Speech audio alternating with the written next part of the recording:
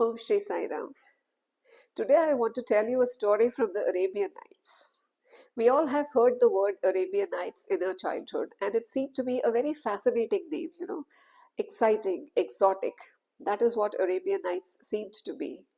And some people said it was 1001 Nights, some said it was Tales from Persia, some said it was stories about Alif Lela, but the name that has stuck in my memory is Arabian Nights. And there is a story as to how the Arabian Nights started. How was this entire volume written? So they say that in Arabia there was a king, and this king, who was the ruler, his name was Shahryar. Shahryar was a good ruler, and he was doing justice to his job and going well about it. And he had a wife whom he loved very dearly. She was very beloved to him. But one day, unfortunately, Shahryar discovered that his wife was cheating on him. And this shattered him. It broke his heart. He couldn't believe it, that the wife whom he loved so much could still cheat on him. And so he got her executed. But even after that, when he was still miserable, he heard that one of his cousins, his wife, was also cheating on him.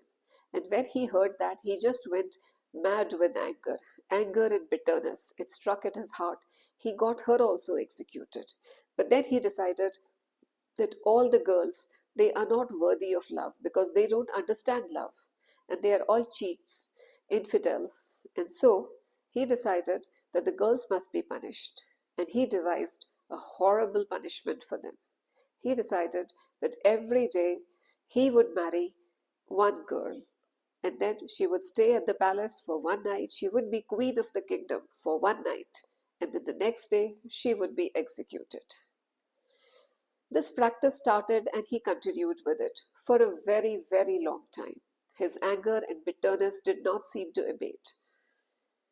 His anger, his bitterness was just increasing, his sadness was also increasing, and so was his loneliness. He was a very lonely man inside his castle. Now one day, the Prime Minister, the Vizier, he was very upset because it was his job to find the girls for the king to marry, and he had come to an end of the list of the girls he had been given. So he was mulling about it, worrying about it, and thinking what to do. When his daughter asked him, Father, why are you so anxious? Why do you look so worried? And he said, it's because I have this job to provide a list to the king of the girls whom he can marry. And apparently, we have finished all the names on the list. I don't have any new names to give him. So I don't know what he's going to do. He might kill me now. So Scheherazade told her father, Father, you needn't worry. You can tell the king that he can marry me, your daughter. So the vizier was worried, and he didn't like this suggestion at all. And he said, but why would you want to marry him? I know this will make you the empress, this will make you the queen, but for only one night. Is it worth it? And the next day you will be executed. Shahryar has gone quite crazy. The daughter said, Father, you needn't worry.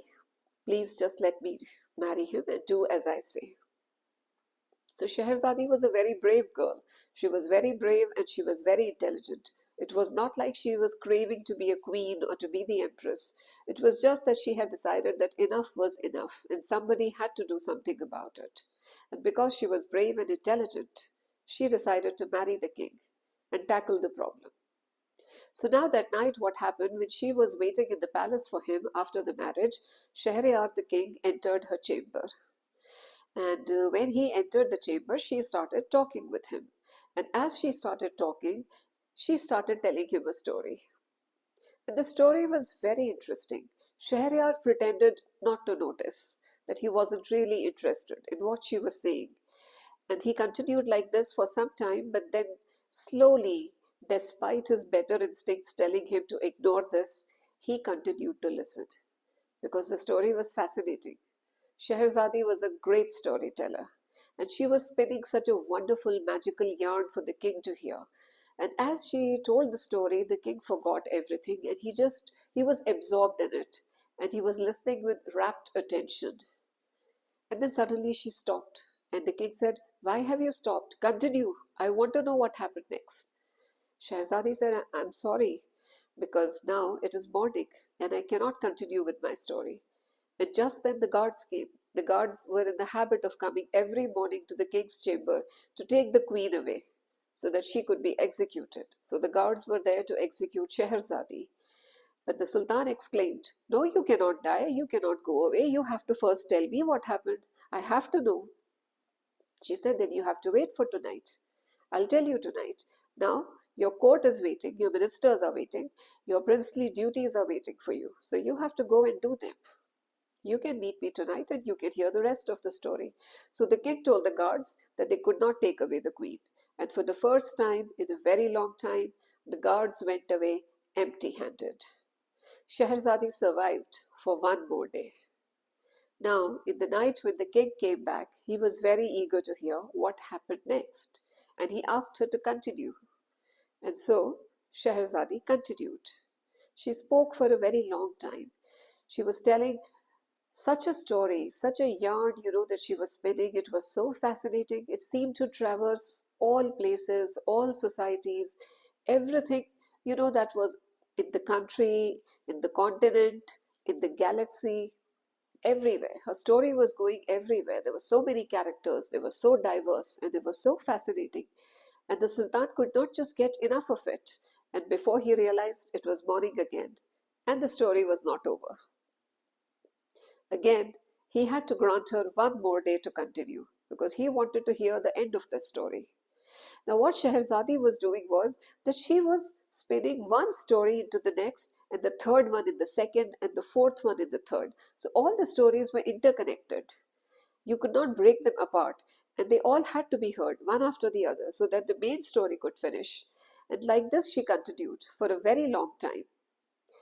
And because of this, her execution kept getting postponed for 1001 nights. Apparently, Scheherazade, the great storyteller, she told stories for 1000 nights.